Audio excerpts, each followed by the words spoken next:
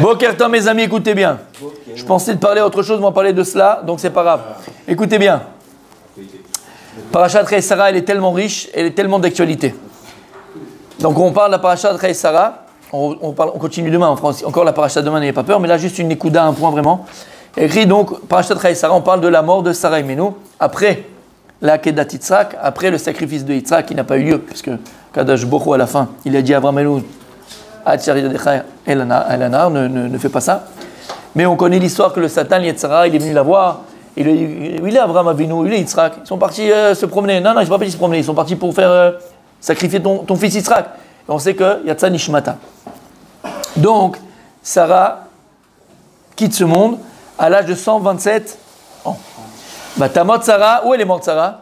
Bekiryat Arba, Ichevron, Beretz Kenan.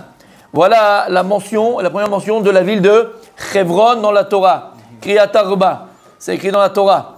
Sarah, la première maman du peuple juif, on a Arba Imaot, 4 matriarches. La première matriarche, Sarah, elle va mourir à l'âge de 127 ans après la Kedat Yitzhak à Hebron. Et d'ailleurs, ils disent les Chachamim que le véritable Nisayon, la véritable épreuve d'Avraham Avinu dans la Kedat Yitzhak, pas véritable, mais elle ne s'est pas terminée avec lorsque Dieu lui dit ne tue pas ton fils, et Yitzhak va prendre le bélier à la place. Non, quand est-ce qu'elle se termine le Nissan, l'épreuve, avec la mort de Sarah? Parce qu'en vérité, comme je viens d'expliquer, Sarah Avinu, elle va mourir. Pourquoi? Parce qu'elle va apprendre qu'Avraham Avinu allait sacrifier son fils. Et c'est ça le problème. Des fois, tu fais une mitzvah, tu es tout feu, tout flamme. Tu y vas, tu es content, tu es bien, tu es mamache avec le feu de la mitzvah. Et à la fin, tu te rends compte, tu as fait la mitzvah, mais tu as perdu 50 000 euros parce que tu as été faire un machin, tu as perdu D'accord, tu as perdu entre guillemets la mitzvah. Qu'est-ce qui peut arriver? Qu'est-ce qui peut t'arriver? Ben, tu vas regretter la mitzvah. Mais quel idiot, quel imbécile. J'ai été machin. Bon, j'aurais fait mincha demain. J'avais besoin de faire mincha. Regarde ce que j'ai perdu. En 2 minutes, là, l'action elle est montée, le machin, j'ai raté le coche. Je suis bête. C'est-à-dire que parfois, t'es tout feu, tout flamme. T'es tout feu, tout flamme avant une mitzvah. Mais peut-être qu'après, tu peux la regretter. Et c'est ça, Avraham Avinu. Le Nisayon, l'épreuve d'Avraham Avinu, elle ne s'est pas terminée avec la Yitzhak. C'est que quand tu reviens, tu as fait une mitzvah pour Hachem, d'écouter sa parole, de sacrifier ton fils, que tu n'as pas fait finalement. Aval, tu reviens et ta femme elle est morte. On dit pourquoi elle est morte? Mais quand elle a appris que tu es parti prendre ton fils, tu as fait une crise cardiaque. Tu as dit purée, mais quel idiot que je suis. Il aurait pu regretter. C'est pour ça qu'on dit, voilà, c'est pour ça qu'on dit à Arvit, tous les Arvit, qu'est-ce qu'on dit? Mais comment ça commence, mon gardas? Oh là là, Daniel. Non, c'est juste avant la Rida. Il est là le Sido. Il est là. Oh non, mon gardas. On va écouter le gardas. Qu'est-ce qu'on dit à Arvit? Écoutez bien. En chantant. Rabbi Daniel en chantant. Attends, vas-y, non. Vas-y. Ashkivenu. Ah oui. Il est parti en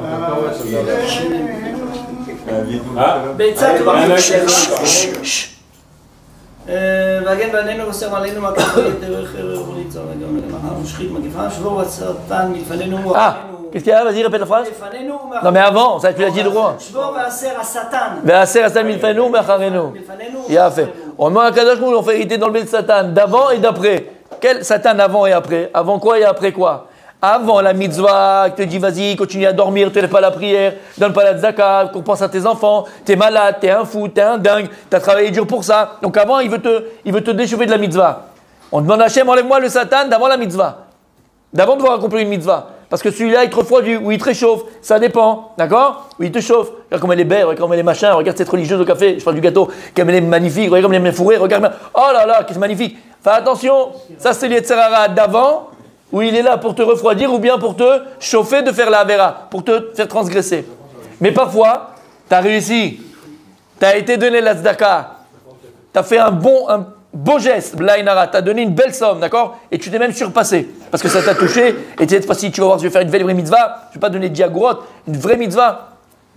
Et après que tu es donné, tu as le coup de fil de ton avocat, pas d'avocat, le roi Kheshbon. Le comptable dit écoutez, je suis désolé, je sais pas ce qu'il y a, je me suis trompé dans les comptes, vous devez payer encore 5 000 euros de masse. D'impôt. Toi maintenant tu viens de donner 5 000 euros. Toi. Qu'est-ce que tu peux arriver à ça? Qu'est-ce qu'il peut te faire? Tu peux arriver à quoi? À regretter à la mitzvah que tu viens de faire. Tous les soirs on dit Hachem, enlève-moi l'Yetzirah d'avant et l'Yetzirah d'après. C'est ce qui s'est passé ici. Bon, c'est magnifique, c'est joli, mais c'est pas le. C'est comme s'il a pas fait la mitzvah. Il a perdu la mitzvah. Ah oui aussi. En tout cas, ça c'est important de le savoir. Quelqu'un qui regrette, c'est comme s'il n'avait pas fait la mitzvah. En tout cas, messieurs, regardez ce qui est écrit. Donc ici, la première fois que Hebron, Ir Avot, la ville de nos patriarches, puisque qu'est-ce qu'il y a à Hebron? On l'a vu. Abraham Avinu va venir et va demander au Benechet, entre autres à qui? À Ephron. Alors on avait vu, on a fait les cours, je vais les renvoyer sur le truc, d'accord? On a fait en long et en large, l'épisode. Les 400, tu te rappelles bien sûr, regarde-moi les yeux du Gardas. Il y a les 400, pour il a payé 400 pièces, d'accord, d'argent pour prendre, c'est qui Ephron? C'est le Nachash Kadmoni, c'est le serpent le premier. Et c'est, d'accord, on avait vu tout ça. Moi ce que je veux voir ici, juste le pshat. Abraham Avinu va s'entêter, si je peux me permettre, à vouloir payer Maharat Amarpela, le caveau des patriarches. Et Ephron, il va dire, oh mais arrête, t'es invité chez nous.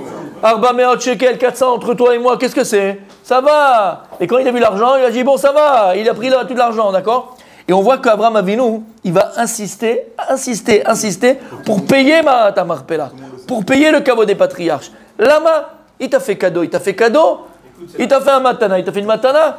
Pourquoi Abraham Avinu, exactement, tu vas venir et tu vas insister pour payer Maharat Amarpela? Alors voilà, on connaît et on sait, mais c'est important de le rappeler et c'est important de le redire, d'Avka, dans ces jours-là dans lesquels on se trouve.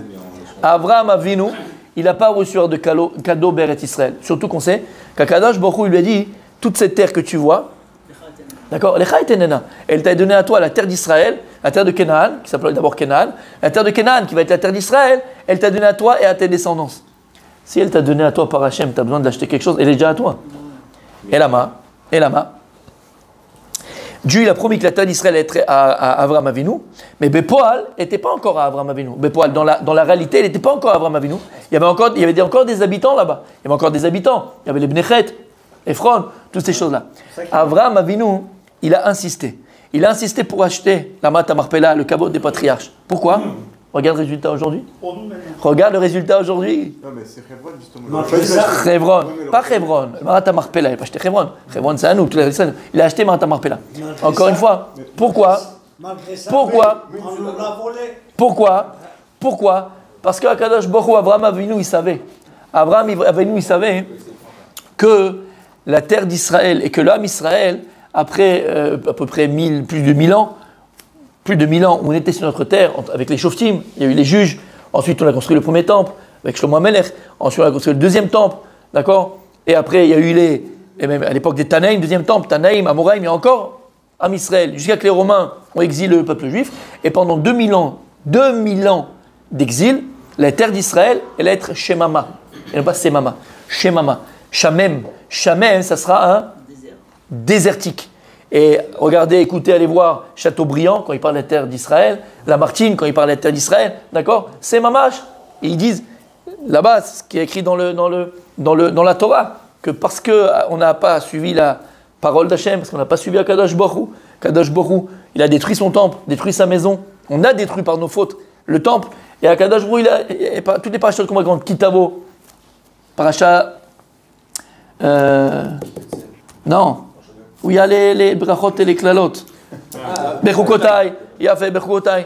Toutes les klalot, toutes les malédictions où Dieu il a dit si vous vous détournez de moi, si vous ne gardez pas la Torah, si vous allez faire de l'idolâtrie, tout ça s'est réalisé. Tout ça s'est réalisé. Et Akadosh Baruch Hu, il nous a renvoyés de sa terre. C'est une metsiout, c'est une réalité. 2000 ans d'exil. Après, et pendant 2000 ans d'exil, les nations, elles ont eu une seule idée en tête. Une seule idée en tête. Effacer le souvenir d'Israël. Je ne sais pas si vous le savez, mais n'allez pas au catéchisme, d'accord? N'allez pas au catéchisme, mais je ne sais pas si vous le savez, je vous le dis, dans la chrétienté catholique, parce qu'il y a des catholiques, Il y a protestants, il y a catholiques, il y a plusieurs. D'accord, chez les catholiques, comprenez bien que l'Église s'appelle Israël. L'Église représente Israël. C'est dans le catéchisme, c'est leur doctrine. Le nouveau Israël, le vrai maintenant. Et dans la doctrine, c'est quoi? C'est que je viens de vous expliquer. Puisque nous, on n'a pas été fidèles à Dieu, alors Dieu nous a chassés. Ce qu'on a appelé pendant 2000 ans, et c'est rentré, imagine, 2000 ans, dans la tête de leur enfant, de leur enfant. Je parle du monde, hein, pas que de la chrétienté, mais du monde en vérité, où il y a le juif errant. Et Dieu nous a jetés dans notre terre, et le juif, pour expier sa punition, qu'on a tourné le dos à Dieu, ça va être qu'il va errer dans le monde, de pays en pays, et il va prendre sur la tête, il va être pourchassé, et il va être tué, et il va être gazé, et il va être brûlé. Et c'est le lot de l'ancien peuple d'Israël qu'a tourné le dos à Dieu. Et d'ailleurs, imagine comment tu peux enlever 2000 ans d'une telle pensée. C'est une telle pensée. C'est-à-dire que c'est au biberon. C'est comme ça qu'on a éduqué les générations. Comme ça, ils ont éduqué leur génération. Dans l'esprit. Quand De Gaulle, il parle en 67, avec la guerre des 6 jours, d'accord, quand il parle. Mais c'est qui? Il représente quoi? Il représente la pensée des nations pendant 2000 ans. Et je vous l'ai dit, aujourd'hui, là, quand on entend les débats, tout ce qui se passe, c'est très simple. Quand tu mets dans les plateaux télé, quand ils parlent d'Israël, oui, c'est disproportionné, tout ce que tu veux, Israël, et machin, tout ce que... D'accord, Netanyahou, c'est de sa faute, c'est à cause de lui que c'est tout arrivé. D'accord? En vérité, écoutez bien, ils regrettent, faut comprendre ça. Les nations regrettent, ils se demandent encore comment on a pu permettre à ce peuple errant, ce juif errant, l'ancien Israël, ce peuple maudit par Dieu, de revenir sur sa terre. Comment c'est possible? Ils le regrettent. Donc écoutez bien, 2000 ans d'une pensée, d'une telle pensée. Imaginez les dégâts que ça peut faire. Imaginez les dégâts que ça a fait. Et je vais vous dire une chose. Ça rentre dans les gènes. Rien n'a changé. Alors oui, c'est vrai. Et ça, il faut le marquer parce que c'est tout à leur honneur. Il y a des personnes, il y a des gens, qu'on appelle ça Sadiqé ou Olam. Il y a des justes parmi les nations, d'accord? Et qui connaissent la vérité, qui voient la vérité et qui proclament la vérité. Ben, il y a certaines personnes que tu entends parler qui ne sont pas juifs et qui défendent le peuple juif et qui disent des vérités. Mais cette philosophie de l'histoire, d'accord? Aujourd'hui, Am Israël, c'est ça qu'on ne comprend pas. Aujourd'hui, le peuple juif, en Eretz Israël, on se bat pour notre existence. On remet en cause, encore une fois, l'existence de l'État d'Israël. On remet en cause le droit au peuple juif d'être sur sa terre. C'est que ça. Alors pourquoi Abraham Avinu, il a insisté pour acheter? Il y a une différence entre un matana et un kinyan. Dieu aussi l'a fait en matana. La terre d'Israël, c'est un cadeau que Dieu l'a fait. Mais qu'est-ce qu'il a dit à Kadosh Baruch Hu? Il a dit à Abraham Avinu, tu vas aller sur la terre d'Israël, tu vas aller parcourir de long en large. Et après, il va dire à Moshe Rabbeinu, juste avant de mourir, allez Rosh Pisga, tu vas monter sur la colline et tu vas voir toute la terre d'Israël. Vous vous rappelez ce qu'il dit le Kliyakar? Kliyakar, il y a plus de 500 ans. Il dit pourquoi Kadosh Baruch Hu, il a dû redemander à Moshe Rabbeinu de monter sur la colline et de regarder toute la terre d'Israël. Ça y est. C'est Moshe qui lui a demandé, non? Non, il a envie de rentrer. Tu vas pas rentrer, mais je vais te montrer. Si tu rentres pas, il lui a pas dit laisse-moi voir. Non, il a dit, c'est Hachem qui lui a dit, je fais quoi, monte et je vais te montrer. Et il a fait. Et en vérité, la question qui pose le Kliyakar, pourquoi Moshe Rabbeinu avait besoin de voir? Il voulait rentrer comme tu as dit, il a pas besoin, voir. Alors si c'est ça, il a déjà fait. Avraham Avinu, il a déjà acquis Eretz Israël. Vous savez qu'il y a plusieurs sortes d'acquisitions. On peut acheter avec de l'argent ou on peut acheter en marchant sur un terrain. À partir tu marches sur un terrain de long en large, d'accord, est-ouest, nord-sud, alors tu as fait l'acquisition du terrain. Alors il dit le Kliyakar, si Avraham Avinu, il l'a déjà fait, puisqu'il a été de long en large, nord-sud, est-ouest, il a déjà acquis Eretz Israël. Pourquoi on a eu besoin du kinyan, l'achat de la terre d'Israël de Moshe Rabbeinu? Il n'y a pas besoin. Il dit quelque chose de merveilleux. Il dit, tu as deux sortes de kinyanim, deux sortes de kinyan dans la Torah. Tu as, quand tu vas acheter une voiture, qu'est-ce que tu fais? Tu vas acheter une voiture, à partir de ce moment-là, tu fais, comment on appelle ça, change de propriétaire en hébreu là? Avarat Balout, changement de propriétaire, ou bien elle est neuve, elle devient ta propriété, elle change de l'usine, ça devient ta propriété, ok? C'est-à-dire que la voiture, physiquement, elle t'appartient. Ça veut dire que tu la mets dans un truc pour les handicapés, tu prends ça à 1000 shekels. C'est ta voiture, il y a un problème, c'est ta voiture, tu es responsable de ta voiture. Ça, c'est au niveau matériel. Tu vas acquérir la matérialité de ce que représente la voiture. La Torah, elle vient te dire, attention, dans chaque chose que tu vas acquérir, tu peux acquérir, tu dois acquérir sa forme matérielle, mais tu dois aussi acquérir sa forme spirituelle. Je ne sais plus qui ça, mais vous allez peut-être me rappeler, il y avait un poète ou un philosophe qui disait objet, objet, avez-vous une âme? C'est qui disait ça? Objet inanimé. Objet inanimé, c'est Rousseau? C'est Baudelaire. Baudelaire? Bon. En tout cas, c'est objet inanimé. Objet. Ils connaissent tous les noms, hein. Mais... Objet inanimé. Je crois que c'est Lamartine. Messieurs, non, c'est possible. Hein. Objet inanimé, avez-vous une âme? Mais en vérité, messieurs, toi qui as été au cours de Torah, tu peux lui répondre. Objet inanimé, avez-vous une âme? Oui. Ben oui. Pourquoi en vérité? On a expliqué, le Baal HaTanya, il explique que tout ce que Dieu a créé, du domem, du soméach, du chaim medaber, domem c'est l'inerte, végétaux, animaux et l'abdi l'humain, ces 4 catégories de création de Dieu, c'est la Martine, Kol HaKavod. Ces 4 niveaux de création ne peuvent exister que parce qu'il existe en son sein une énergie divine qui l'a fait exister. Même le domem, même la pierre, même l'inerte. L'inerte ne peut exister que parce qu'en son sein, il existe une énergie divine qui l'a fait exister. Donc en vérité, c'est quoi cette énergie divine? C'est un petit peu cette notion d'âme. Il n'y a pas de matière qui ne contient pas en vérité d'énergie divine. Et en vérité, on sait que la matière aujourd'hui, c'est de l'énergie. Et c'est que de l'énergie. Yaféméon. Ça veut dire quoi? Ça veut dire que lorsque tu vas acquérir, même au niveau matériel, quelque chose, tu dois acquérir sa matérialité, mais aussi sa spiritualité. Il n'existe pas quelque chose dans ce monde qui est là, et qui n'a pas en son sein une certaine spiritualité.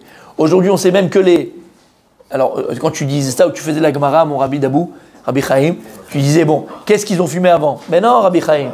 La Gemara, elle dit, Rabbi Chaim Vital, tu veux quoi? Rabbi Chaim Vital, il dit que le Harizal, il connaissait le langage des palmiers, il connaissait le langage des animaux, il connaissait le langage de la végétation. C'est la Gemara qui dit ça. D'accord? Shlomo HaMelech, il parlait, il était roi en haut, il était roi en bas. Shlomo HaMelech, il parlait le langage des animaux, le langage des arbres, le langage des oiseaux, le langage des lamas. Aujourd'hui, on voit, il y a une expérience qui a été faite par deux scientifiques sur les plantes, d'accord? Et ils se sont rendus compte, c'est merveilleux, que les plantes, elles ont une fréquence. Et quand tu prends cette fréquence et tu la transformes en musique, parce que c'est une fréquence, donc tu la transformes en musique, en son, en vérité, ça devient de la musique. C'est de la musique. Et ils ont montré que chaque espèce de fleur ou de végétal, elle a sa propre musique. Et donc, ils communiquent, ils parlent. Alors, ce n'est pas la communication que nous, on a avec la parole, mais ils ont une communication. Les oiseaux communiquent entre eux, les animaux communiquent entre eux. Donc, il y a oui, une communication. Tout ça pour dire quoi, messieurs? Tout ça pour dire que lorsqu'Abraham Avinu, il a acquis la terre d'Israël, il dit le Kliyakar, qu'est-ce qu'il a acquis? Il a acquis la matérialité géographique et physique de la terre d'Israël. Ça, c'est Abraham Avinu. Lorsque Moshe va voir et regarder la terre d'Israël, la Gemara dans Mased Baba Metzia, elle pense que Reya Kona, on avait dit. Tu peux acquérir par la vue. Par la vue, et c'est plus puissant. Et c'est plus puissant. Par la vue, il a acquis la spiritualité de la terre d'Israël. Et donc, en vérité, c'est ça. Lorsque tu fais un kinyan, pourquoi c'est important de faire un kinyan? Quand tu fais une matana, c'est quoi? Matana, un cadeau, je suis passif. C'est-à-dire qu'il y a une personne en face de moi qui décide de me faire un cadeau. Il me la donne, d'accord? Donc, bon, c'est un cadeau. Mais je suis passif.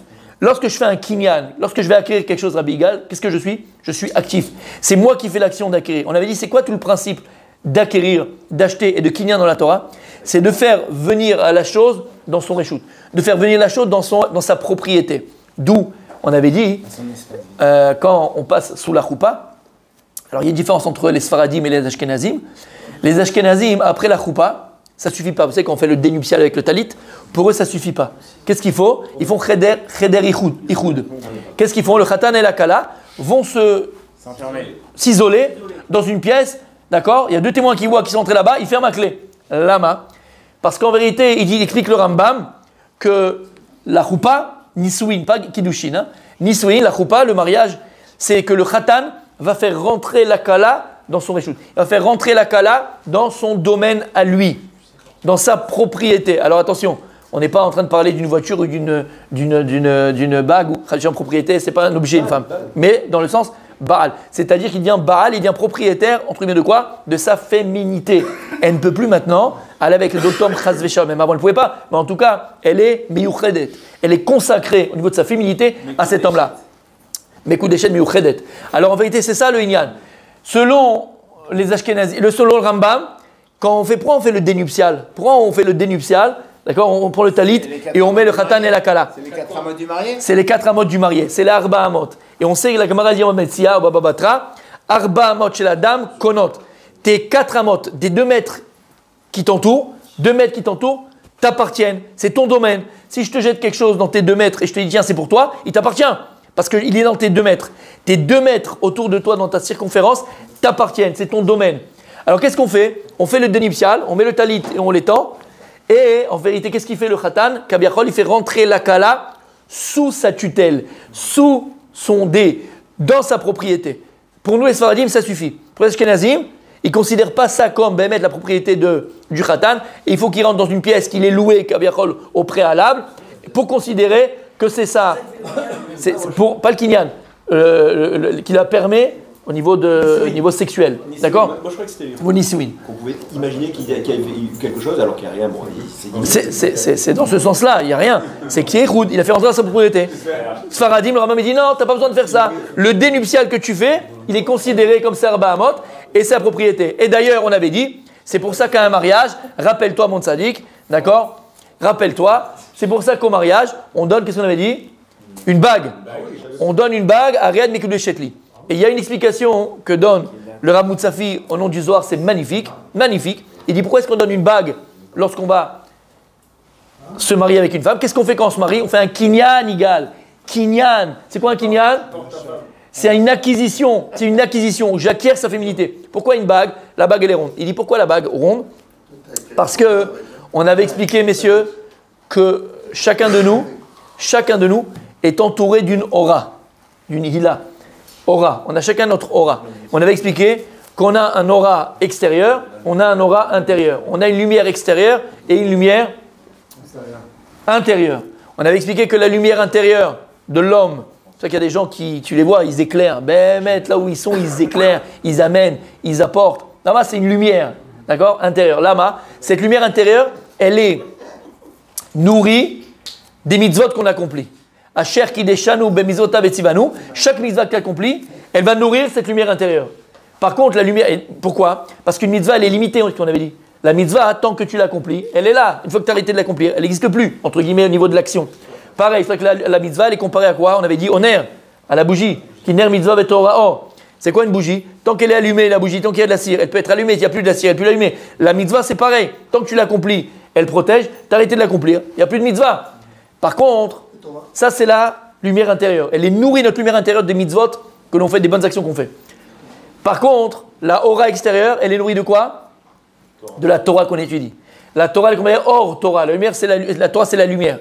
Lama, parce que la Torah, elle est infinie, la lumière, elle est infinie. Donc, la même manière que la lumière, elle est infinie, la Torah, elle est infinie. Cette lumière et le aura extérieur, elle peut être aussi infinie. Et tu as des gens, ils ont une aura qui va être capable de changer l'endroit où ils se trouvent. Et on le voit, on l'a vu. Tu as des tzadikim, d'accord? Tu as des gdolé Israël, tu les vois simplement, tu vois une aura, tu vois, il émane de cette lumière extraordinaire. Il a fait. Qu'est-ce qui se passe? On dit, tu donnes une bague à la femme. Là, on a tous une aura. Il dit le Zohar, lorsque maintenant la femme elle va rentrer sous la tutelle de son mari, qu'est-ce qui se passe en vérité spirituellement? Donc matériellement, on a expliqué, tu fais un kinyan, tu fais un achat, une acquisition, tu acquiers, pas son corps, mais la féminité qui est attachée à son corps. Maintenant, elle est uniquement réservée à toi. Ça, c'est le kinyan matériel, l'acquisition matérielle. Mais il y a aussi une acquisition spirituelle que tu fais au niveau des âmes. Qu'est-ce qu'elle fait? Tu donnes une bague pour montrer ici, c'est quoi? C'est rond. C'est quoi rond? C'est la aura qui entoure l'homme. Et la femme, qu'est-ce qu'elle fait? Elle rentre sous la aura de son nouveau mari et de son mari. Le talit, c'est pour les arba amot. D'accord, les 4 amot qui montrent ton domaine. La bague, c'est pour faire entrer la femme sous la aura. Et donc on a compris et on termine. Avraham Avinu, il a insisté Behemet pour acheter Marat HaMarpela. Il a fait un kinyan, Arba Meot Shekel. Il a fait un kinyan. Kana, Lama. Lama, c'est important. Pas recevoir Bematana. Il te le donne en cadeau. Prends le cadeau. Non. Parce qu'à partir du moment, voilà. Il ne voulait pas être passif, Avraham Avinu. Il voulait être actif. Parce qu'à partir du moment où je vais acquérir, avec de l'argent, en soulevant, l'homme est comment, mais à partir du moment où je vais acquérir la chose, qu'est-ce que je fais? Je fais que la chose, elle vient dans mon domaine. Et à partir du moment où on fait un kinyan gamour, on fait un achat complet, entier, d'accord? La chose, elle est scellée. Ça veut dire, et c'est avec ça qu'on termine, ça veut dire que même si monsieur Ibn Danan, aujourd'hui encore, d'accord? Et on en parle, ils en parlent dans tous les plateaux de télévision. Après que la guerre elle est finie, d'accord, à Gaza, il va falloir qu'Israël soit raisonnable. Il va falloir que la Judée-Samarie, il faut la donner aux Palestiniens. Ça, faut donner. C'est ça le tornit.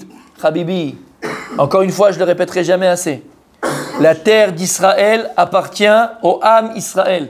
La terre d'Israël appartient au peuple juif. C'est où? Et il ne faut pas avoir peur de le dire. Il ne faut pas avoir peur de le proclamer. Il ne faut pas avoir peur de le faire dans les faits. Gaza, ce n'est pas partie d'Eretz Israël. D'accord? Et d'ailleurs, les Israéliens, non? Les Israéliens, Mechila, tu parles de l'intelligence, ils font des trucs, mais excuse-moi, c'est des brels. Des brels. Gaza, jusqu'en 67, appartenait à l'Égypte. C'était pas Israël. Et jusqu'à 67, il y a eu la guerre. Comment? Non, c'est pas nous. Gaza, c'est pas nous, c'est aux Philistins. Écoutez bien. Non. C'était les Philistins. Voilà. Ils ont, exactement. Mais en tout cas, jusqu'en 67, Gaza appartenait à qui égal? À l'Égypte. D'accord. Et attends, et avant 67. Avec Abraham Avinu, c'était pas nous. Pas du tout, quand même pas, non. En 67, égal, en 67. Quand on sera Avinu descend grave. Ça va au Gaza. C'est juste avant, c'est pas dedans. Lorsque, jusqu'en 67, Gaza appartenait à l'Égypte, est-ce que vous avez une fois entendu en 2000 ans, mais là en 2000 ans, une populace qui dit on veut notre indépendance, on veut. Mais non, c'était des nomades. Non, mais il n'y avait pas. Depuis 2000 ans, personne n'a demandé un pays sur la terre d'Israël. Personne n'a demandé un pays. Personne. C'était les Byzantins, c'était les Turcs, c'était les machins, c'était les. Ça n'a jamais existé. Jamais existé. L'Égypte, elle n'en veut même plus. Alors attends, regarde le traquenard, mais tu te dis, mais ils ont été bêtes ces Israéliens. Quand Israël a fait la guerre des 6 jours, ils sont arrivés jusqu'au canal de Suez, pratiquement au Caire. On a eu tout le Sinaï. 73, guerre de Kippour, tout ce que vous savez, on savait, d'accord. Ils ont commencé même à faire des villages dans le Sinaï. Il y avait, comment il s'appelle le village dans le Sinaï? Yamit, d'accord. Quand on a fait la paix avec l'Égypte, elle a dit, condition, vous l'aurez le Sinaï. Vous savez quoi? Là, le Gaza, là, cette partie, on vous la laisse. Mais t'es brel pour prendre ça?